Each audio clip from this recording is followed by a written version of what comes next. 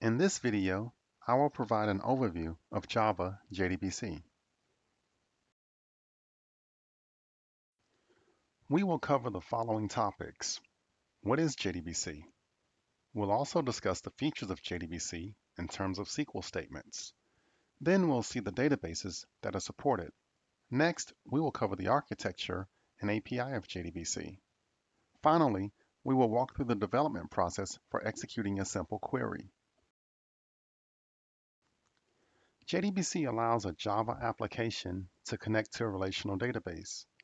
The major databases are supported, such as Oracle, Microsoft SQL Server, DB2, MySQL, and many others. The database can be located on the same local machine as the application. It can also be located on a network in a remote location. The database can also be deployed in the cloud. But hey, no worries, JDBC can still give you a connection to the database regardless of the location.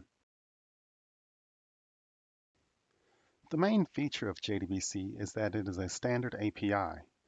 You develop your application code to the JDBC API, and you can connect to various databases. There's no need to develop code for different databases. That's the main advantage of JDBC. JDBC is a call-level interface that supports ANSI SQL 2003. When you provide SQL statements to the JDBC driver, it simply passes the SQL to the database. You can make use of SQL to perform select, insert, update, and delete. You can also build complex SQL queries with inner and outer joins. You can also make calls to stored procedures on the database. So as you can see, JDBC does not place any limitations on your SQL development. You are free to leverage ANSI SQL 2003 to meet your application requirements. Okay, so here's a nice graphic of the databases that are supported by JDBC. As you can see, there's support for Oracle, MySQL, and Formix, DB2, SQL Server, Sybase, Postgres, and many others. Note, this is not an exhaustive list. You can simply visit the URL here to see a complete list of databases. The JDBC architecture includes a key component, which is the JDBC driver. The JDBC driver provides the critical link between your Java application and the database. The driver converts the standard JDBC API calls to low-level calls for your specific database. There are multiple JDBC driver implementations. Your database vendor normally provides the JDBC driver. Simply visit the database vendor's website and search for the words JDBC driver. The vendors will provide a link to download the driver along with supporting documentation on how to connect to the database. Another key player is the driver manager. So the driver manager helps connect an app to a database based on a database connection string. The current version of JDBC is version 4.0. With this latest version, the driver manager will automatically load JDBC drivers that are in the application's class path, so no additional work is required by you, the developer. Most JDBC drivers are now JDBC 4.0 compliant. However, there are legacy JDBC 3.0 drivers that have to be explicitly loaded with Java code. And that Java code is class.4name, and then you give the actual driver name. The JDBC API is defined in two packages, java.sql and javax.sql. The key classes in the API are driver manager, connection, statement, result set, and data source. Okay, great. So we've covered a lot of the theory, a lot of the key concepts and classes. Now let's walk through an actual development process for a simple query. So the process is step 1, we'll get a connection to a database. Then in step 2, we'll actually create a statement object. Then step 3, we'll execute a SQL query. And then finally in step 4, we'll process the result set. Okay, so step 1, getting a connection to a database. In order to connect to a database, we need to find the database. Remember, it could be local, on the network, or in the cloud. So using a similar approach of finding web resources on the internet, we can make use of a URL, in this case, a JDBC URL. The basic syntax is JDBC colon driver protocol colon driver connection details. I'll show you some examples here. Note that I added color coding so that you can map the different sections of the JDBC URL.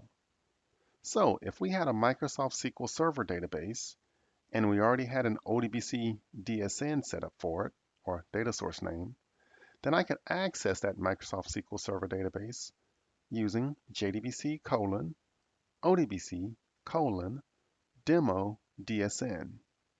Another case, if we had an Oracle database, then I could connect to the Oracle database using JDBC colon Oracle colon then at my server, that's our actual database server name, colon 1521, which is the Oracle listener port, colon DemoDB, which is the actual Oracle sysid for that database. Moving forward to MySQL, we can make a connection using the URL of JDBC colon MySQL colon / localhost, so that's where the database resides, colon 3306, which is the MySQL port number, which is the default, / DemoDB, that's the name of the database schema that we're going to connect to.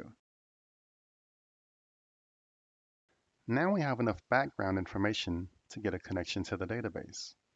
In this example, we'll define variables for the database URL, the user ID, and the password.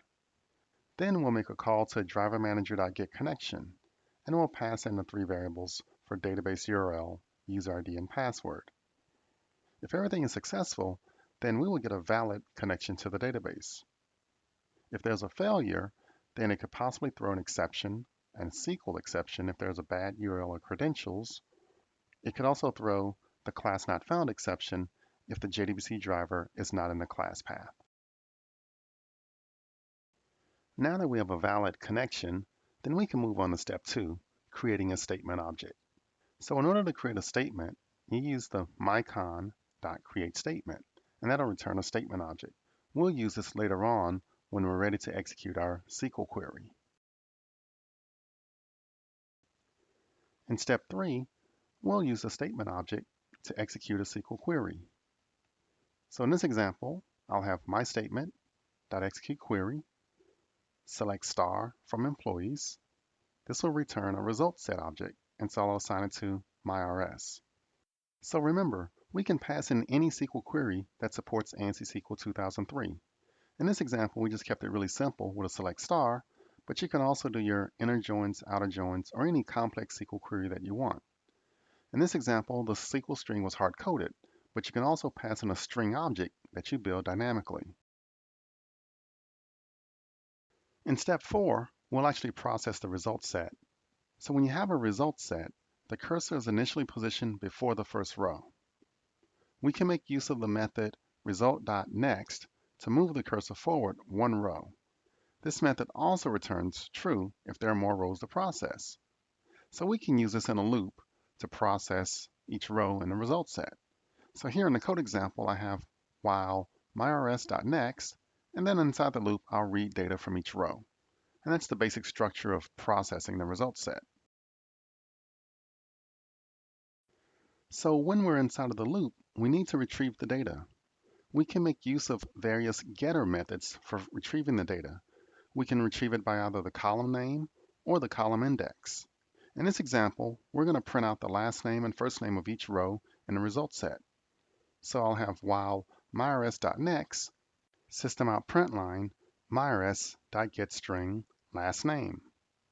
And then to print out the first name, I'll have system.out.println, myrs.getString first name. Note here that last name and first name are columns in the table. Okay, so we've actually covered a lot of information here. We covered some good ground. So let's just kind of recap on the actual development process. The first step is that you need to get a connection to a database. And then we create a statement object. Then from there, we can execute our SQL query. And then finally, process the result set. In summary, we covered the following topics. We defined what JDBC is about. We discussed the features. We also viewed the databases that are supported. We also examined the JDBC architecture. Then finally, we went through the development process of executing a simple SQL statement. I'd recommend that you take a look at our follow-on tutorials. We go into more details, such as how to install a MySQL database. We also show you how to create tables and add sample data. We also discuss the technique of configuring a JDBC driver in a Java IDE. And we also have a nice suite of examples on selecting, insert, update, and delete. And then also we cover stored procedures, transactions, and much more. Great. So in this session, you received an overview of JDBC. Please subscribe to this channel for more videos. Also, visit lovetocode.com to download JDBC source code examples.